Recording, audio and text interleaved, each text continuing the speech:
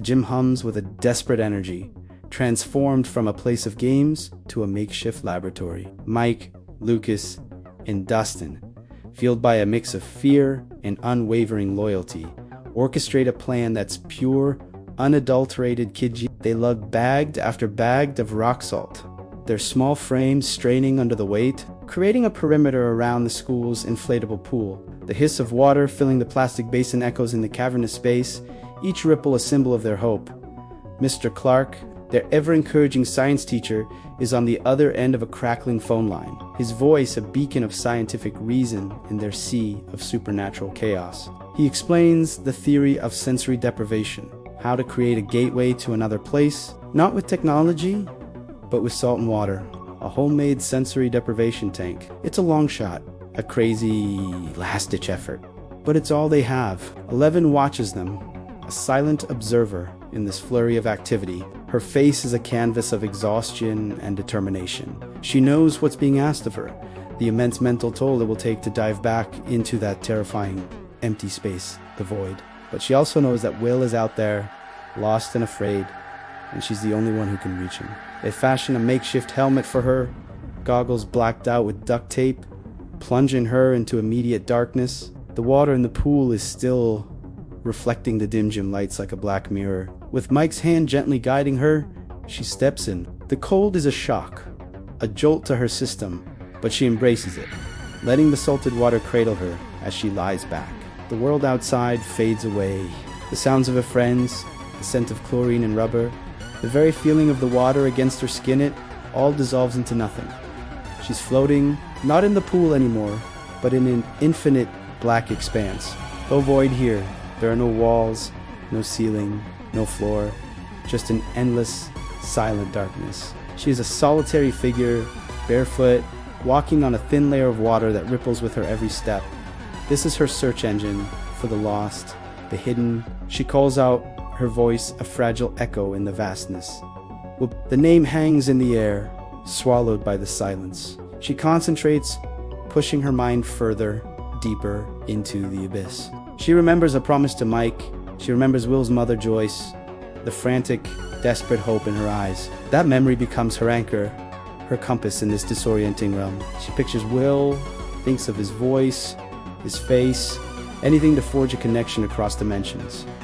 And then, a flicker. A shape materializes in the distance. It's faint at first, like a mirage.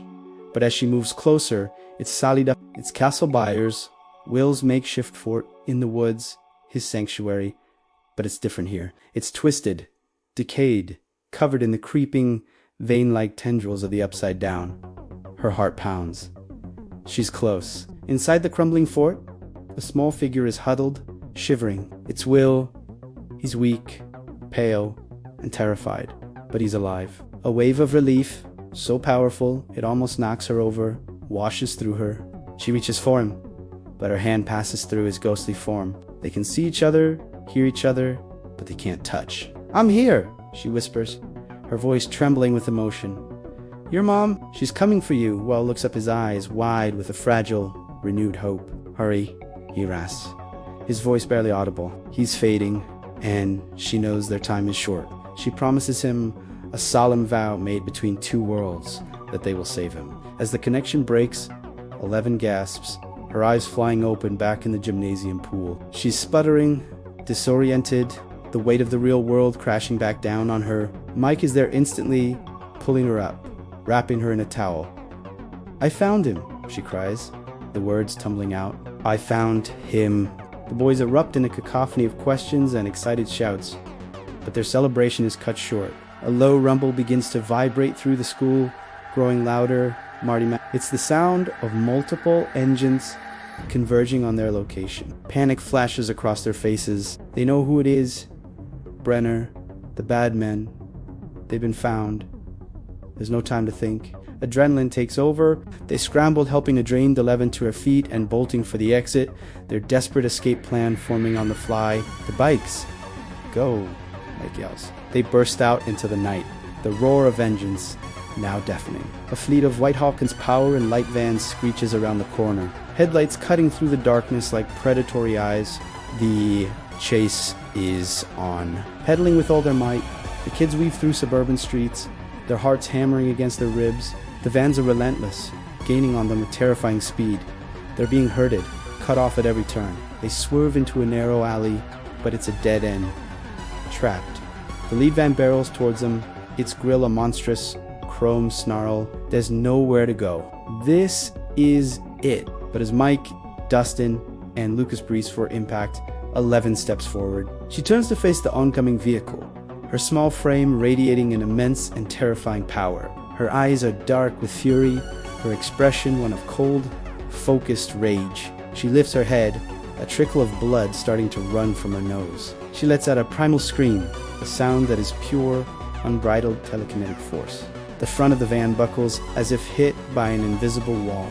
Its tires screech, leaving black marks on the pavement as the entire Teuton vehicle lifts into the air. It soars over their heads, flipping end over end in a spectacular, impossible arc, before crashing down onto the street behind them with a deafening crunch of metal and glass. The other vans slam on their brakes, their drivers staring in disbelief and terror. In that moment of stunned silence, the kids see their chance.